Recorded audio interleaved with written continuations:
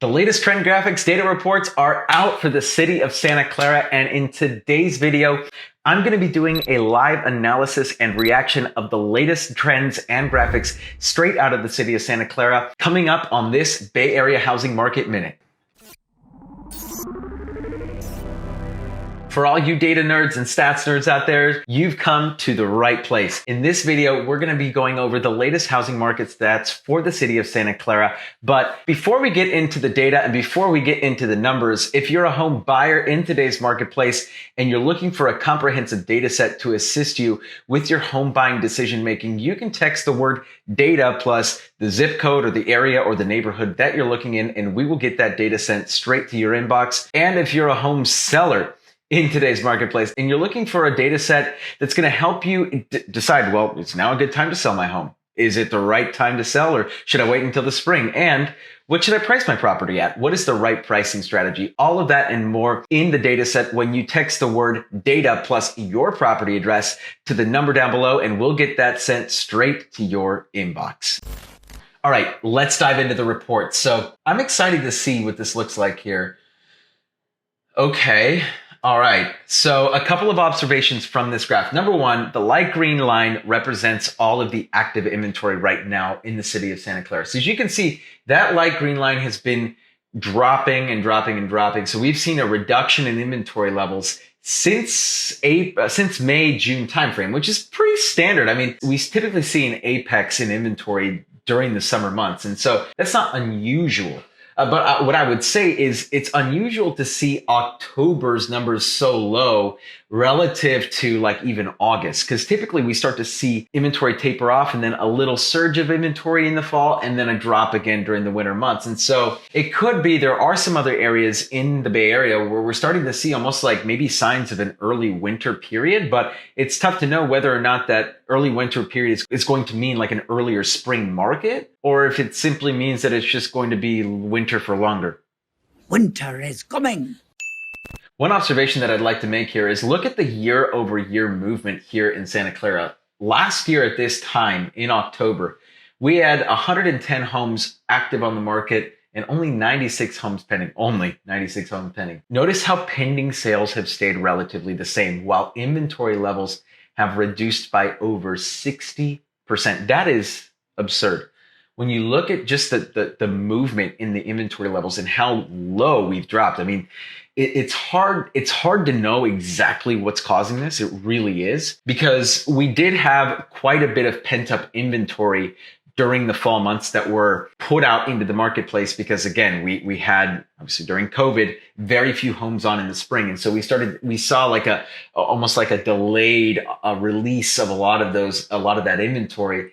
But now in October, to see inventory levels drop by nearly 66% year over year, that has got to hurt for all home buyers out there. And another observation that I'd like to make here is for any buyer who is thinking, hey, maybe now isn't the right time, and maybe I'll just go ahead and wait until the spring or the summer. Let's look at what the data has to show about that. So if we look at October of last year, we look at the inventory levels of last October, we had 110 homes on the market versus, let's say that you waited till April. Well, April of this year, we had 75 homes on the market. So there was almost nearly a 30% reduction in inventory levels. And practically, if we look, we also had a surge in pending sales, not that much, but about a 10% increase in pending. So we had more demand and less supply moving into the spring period. I would expect a very similar thing to happen this spring. And so for anyone thinking, I'm going to wait on the sidelines for 6 months, it's only going to get more competitive. It's only going to get worse. The data shows history tends to repeat itself, and the data is showing to us in real time what we can expect next spring. And so for anyone sitting on the sidelines right now who's thinking, I'm going to wait 6 months, don't do it. No, God, please, no, no, no. Don't do it. You're literally digging yourself into a bigger hole. Use and ride the appreciation wave to save for you. I've had clients listen to me earlier this year where they were like, hey, Danny, I'm not going to be able to get into the house that I love. And they instead opted for that next tier down, where they were like, this is a comfortable home. This isn't the dream home. It's not the forever home. Guess what? Some of them are already calling me 6 months later telling me, Danny, we now have enough equity in our property to go buy the dream house that we wanted. And all we needed to do was stay in this rink-a-dink home for 6 months. And now all of a sudden, the home has allowed us to save enough money to go buy that dream home. And there is no reason to expect that the next 6 months won't do the same for a lot of buyers. As long as you get your foot in the door, the market will work for you. We've seen it time and time again.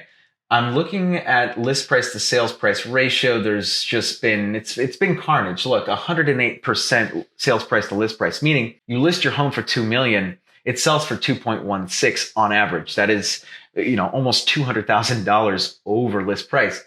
Absurd. Last thing I wanted to look at here was absorption rate. So absorption rate measures the amount of inventory that's being absorbed every single month. A typical seller's market is 33%. Here we are at an absorption rate of 215%. So well up and above and beyond, almost 200% above what a traditional seller's market would look like. And so for anyone thinking, I'm going to wait, well, there is too much buffer. There's too much delta in the marketplace right now, in the ecosystem, for us to be able to reasonably expect the market to cool off anytime soon. If anything, it would take a solid 12 months to undo the damage that's been done here, if not more. It could be 18 to 24 months before we see any sort of a slowdown or any sort of a dip, because of all of the equity and the cushion, the buffer that's been built into this housing market. Let me put it to you this way. Anyone who bought at the beginning of this year, anyone who bought at the beginning of 2021 now has enough equity in their property that there's no way the market could ever dip below after this wave is done, whether it's 12 months, 24 months. What I'm seeing right now is no matter how much longer this wave continues to ride out, whether it's another 12 or 24 months, even if the market were to dip a little bit, we'll never come back down to what the home prices were at pre-2021. That is how much buffer, that is how much equity has been built in the marketplace since the beginning of the year. Santa Clara. Wow. For home sellers out there that are looking at this data, there's good news for you. If you've been thinking about maybe waiting for a little bit and you're like, hey, Danny, now's not the right time. I'd really prefer to wait until after the holiday season, maybe after Super Bowl Sunday. There's no reason to believe that anything is going to happen to the market between now and then. And so if you're kind of sitting on the sidelines, you can relax. You can just kind of like put your shoulders back and know that everything is going to be fine. Your home equity is safe between now and the beginning of the year. So if you're thinking about selling your home and it wouldn't be convenient for you to list during the holiday season, your equity is protected and you will be fine heading into Q1 of 2022. If you love these data and stats, it would mean the world to me if you would click that subscribe button down below. Did you know that over 93% of my viewers are not currently subscribed to this channel? That is absurd. I would love for some of you to go ahead and click that subscribe button so that you can get notified every single time we post a video to this channel. Once again, everyone, this is Danny Gould. I'm selling Silicon Valley, and I will catch all of you in the next video.